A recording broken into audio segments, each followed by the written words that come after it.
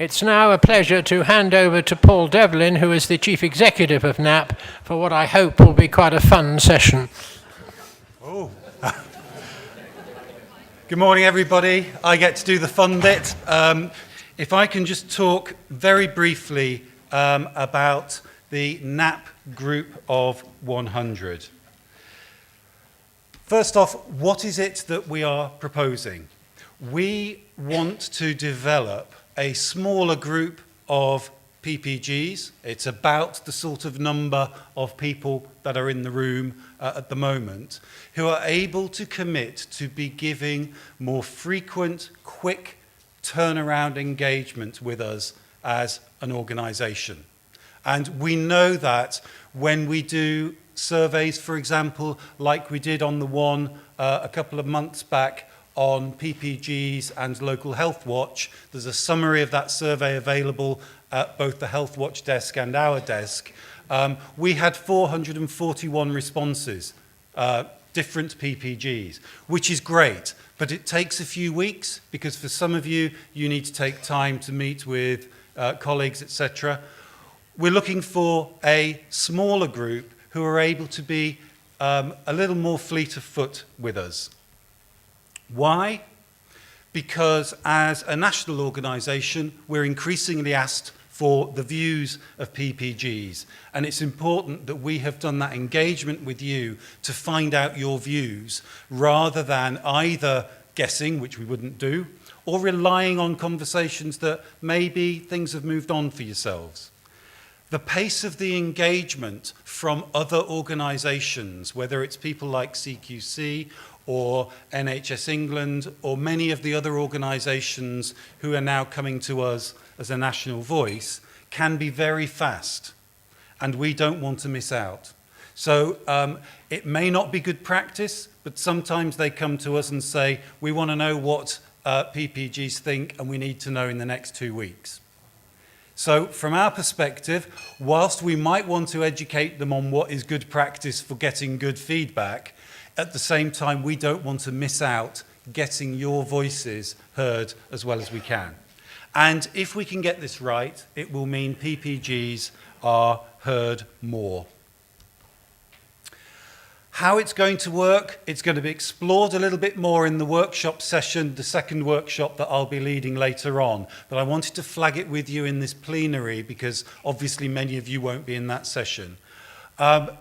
Given the pace, we will be using mainly digital tools, so email, short and snappy e-surveys, so that thing about getting 3 or 4 questions to get a really quick response from you. It might be, and it will be something we'll discuss, that we can set up something like a dedicated Facebook group, and also dependent on what those people are asking from us, and obviously in terms of the timescales, it may be that within this group of 100, there are opportunities for us to do some what I would call real focus groups, where we do say, actually, we can get a group of people together for you. I think we need to explore some of those logistics, though.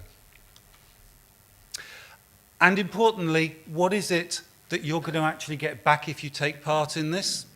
Again, we want to explore this further, but as a starter for 10, certainly anything that we would agree to do through the group of 100, part of the agreement with whoever was commissioning that would be that we share that information with yourselves and probably with the wider network, but absolutely with anybody who took part. You get to see your input going into other organisations and therefore your influence, and it's absolutely a demonstration of patient power. So when you leave, on the way out, you will see that there will be these little A5 sheets. In fact, we'll put some at the tables as well over lunchtime, which are just if you want to give us an expression of interest. So just to give us your PPG name, a contact name, and an email address or some other form of contact that we can follow through. Just at this stage to give an expression of interest. And as I say, if you're in the workshop later on, we'll explore this in more detail, but I wanted to highlight that for you at this point in the plenary. So, let's get to the soapbox. The rules of engagement for our soapbox today. I don't have Patricia Wilkie's gong. However, I do have the combination of my voice, and I'll make a gong noise, and I will have colleagues over at the AV desk who will cut off microphones. It feels like real power. That's what I call patient power. Absolutely going to be able to stop you. Without and the rules of engagement for everybody else is this is 90 seconds for each of those people to talk about an issue. There will be a range of issues. I expect and hope that there is things in there that you think, I really agree with that, and there may be things in there that you think, I really disagree with that. That's great, but we haven't got time for discussion. It's about hearing from 7 different people, bringing to our collective attention an issue that they feel is important in relation to PPGs. So, ready to roll? Yep. Let's get started. Margaret Brown, you're up first. Wait for the microphone and wait for me to tell you when your time starts. So, Margaret's here. Okay. Camera ready. 3, 2, 1, go. Right. Although research done by volunteers, often skilled volunteers, may be cheap, it is not free. It does need some resources made available for the work to be done properly. Following on to that, if I may say, as a member of a PPG, I am an example of a patient. I believe we cannot truly fulfill the role of patient representative, something we are often asked to do when attending CCG-sponsored meetings, unless we have researched, that is, asked, the views of other patients appropriately. They do tend to use us to tick the box consulted patients, simply by us being present at their consultation meetings. A bong there and superb timekeeping. Thank you very much. That's given me a little leeway, but nobody else gets an extra time on theirs. So if we can go to the next one, please, which is Chris Wardley. Chris, again, if you could, there's a microphone coming behind you, Chris. And again, camera at the ready. 3, 2, 1, go. We've heard some talk about transformation programs. The one in Oxfordshire has been approved by the board for consultation, co-production by GPs and their patient participation groups and the wider public. My evidence in early stages is that this is not going to happen because GPs are making their own decisions and presenting fait accompli to practices. PPGs need to get active in the transformation programs if they aren't, and we need all of them in the country to get involved.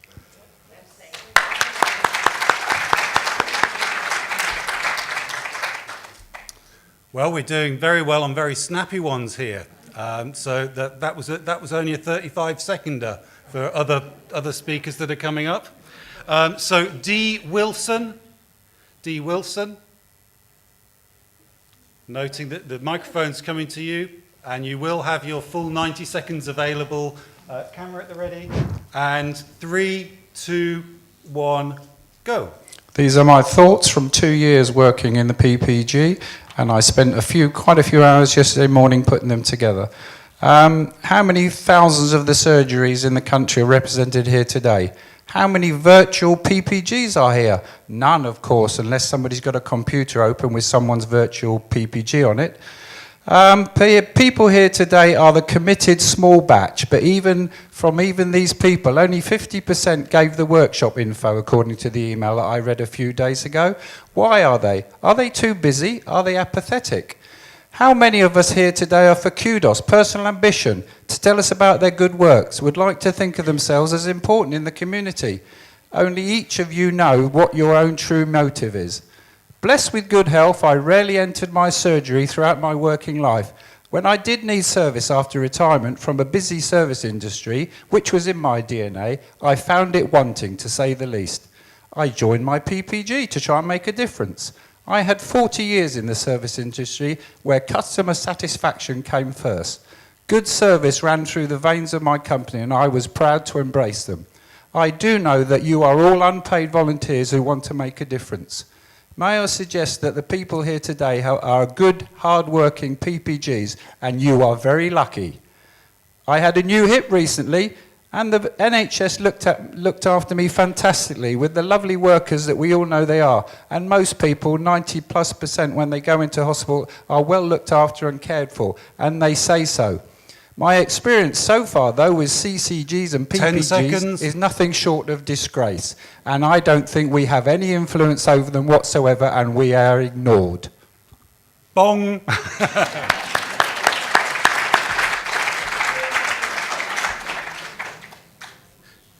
Great challenging there. Thank you.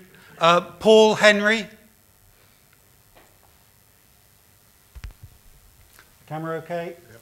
3, 2, 1, go. In this digital world, our GP still uses faxes.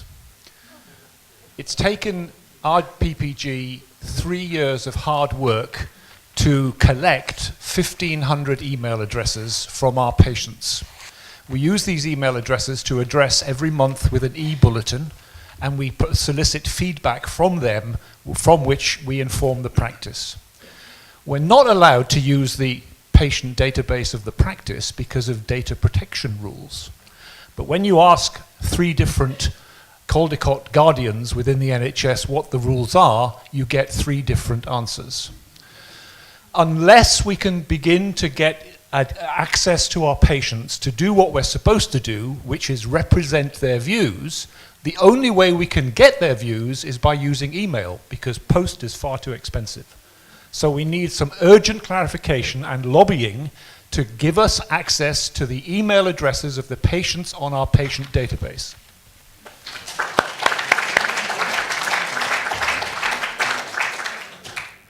We're getting a great spread of issues here, and I'm sensing lots of recognition in the room on some of these as well. Maggie Woods. Okay, and just making sure that you're good and on camera, Maggie. That's what we want to see. It would be a great help. If you're comfortable doing that. Anybody not seen me? They'll all get to see you afterwards when the film's up on the website and everything, Maggie. So 3, 2, 1. Hello, I'm here today to tell you about a research project like Margaret Brown's project that our practice in Cornwall, which is a rural practice, has written up and published. I have copies with me if you would like them. I am not charging for them because that's against my principle. If I run out of copies, I have flyers that I can give to you. We got support from our practice, but they didn't care to comment on the survey that we had done. And I feel the lack of support to the PPG, which got an outstanding in the CQC report, was unwarranted. Thank you. Thank you. And you've taken half of your time. Do you want to take another 30 seconds just to tell people what the survey was actually about? Because I think that would be really helpful. Okay. Yep. Thank you. So you keep on going. I'll keep on going. You're still in your time. We had hearsay from our patients that people were getting difficulties getting to the 2 surgeries that the practice has. And we were concerned about this, me especially because I'm a volunteer driver in my spare time. So we devised a survey. We gave out 700 something questionnaires. We got 320 back, which equaled a 41% return. We then went on to have this analysis analysed. Oh, that was dreadful. And it's produced pie charts and interesting figures from that analysis. I hear that Exeter and the transport services are now talking about the very thing. Great. Thank you. And just to say that there are copies of that booklet that is the research summary. It's a superb resource. I know, Patricia, you were looking at that recently, and you thought, particularly with your own research hat on, that that was a particularly good piece. It's quite superb, and I recommend everybody looks at it. Yeah. So if you just hold up the copy, and we'll make sure that there are copies at the table at the back, and also the flyer that Maggie was referring to as well. This is the 6th that would have been the last one, but it's not quite. So, Maggie Winters. Okay, if you could wait for a microphone, Maggie. It's discrimination in favour of Maggies today. We've heard about the crisis in general practice and the demands being made on the NHS, and it's quite depressing. It seems to me that to reduce this demand, we've got to make people healthier and shift the focus from medicine and treatment to health and well-being. And that is towards public health, which is being undermined at the moment by reduction in budgets. We look at this audience today. You're all looking pretty good, pretty well, and I'd say the average age is somewhere in the 60s. And why are you looking pretty good and pretty well? It's not just because of the good treatment you've had from the NHS, but it's also because you've probably, most of you, had decent housing, a good education, clean environments, and so on. So if we're going to, we at the same time are seeing a growth in inequalities in health. Poorer people have got less access to those good housing and so on that we have had. And therefore they're making more demands on the NHS in terms of things like obesity, mental health, and general poor health. So what I would like to do is to see PPGs and practices and NAPP get out more, if you like, and link with their local councils, the voluntary sector campaigning groups to raise these issues, to act as advocates and lobbyists. And I'd like us also to be doing far more in lobbying our MPs to have much more emphasis on public health. 10 seconds. And generally on social and economic determinants of health. Thank you.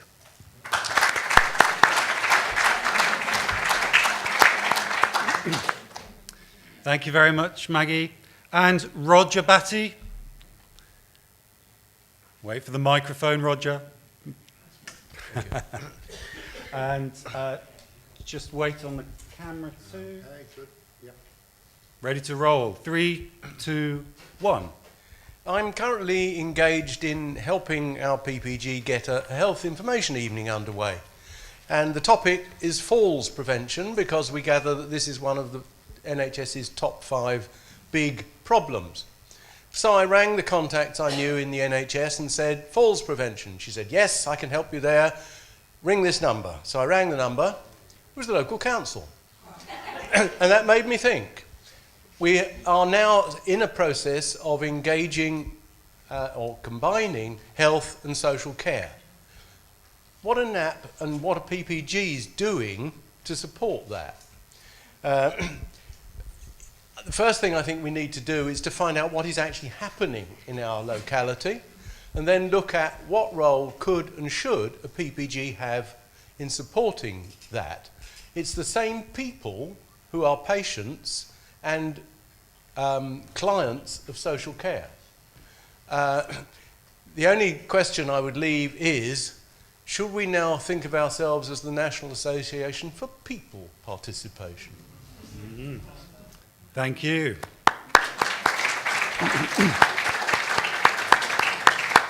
Now, unless I get a steely grin from my right-hand side, we've got a few minutes left on this session. There are a few people who submitted soapboxes. Could you put your hands up if you want to have a quick go? And I'm going to try, there's 1, 2, 3, 4, I'm going to 5. I'm going to try and squeeze you in if you'll stick to your timing. And with these, you'll need to tell us who you are as well. First one is here. Wait for a microphone.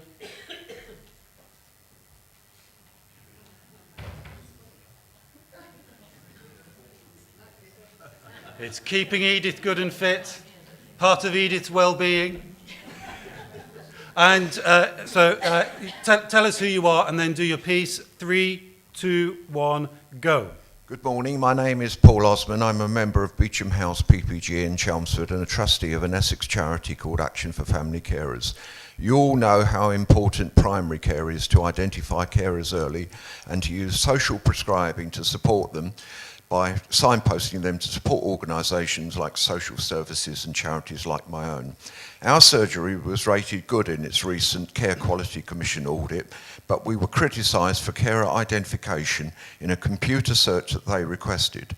The last census showed 12% of the population are carers. Our practice manager thought 5% of our patients had been identified, but the computer only showed 1%. This is now a key performance indicator for Care Quality Commission. We were praised by having a carers protocol, appointing 3 carers champions, having a carers register to enable free health checks and free flu vaccination for carers regardless of age. We reacted by asking all staff at their annual training day to make every contact count. All staff now ask, are you a carer or looking after someone? We also have the question on the patient call board, medical news TV, our carers section of a PPG notice board, new patients registration form, carers information sheet. Gong! Thank you, well done.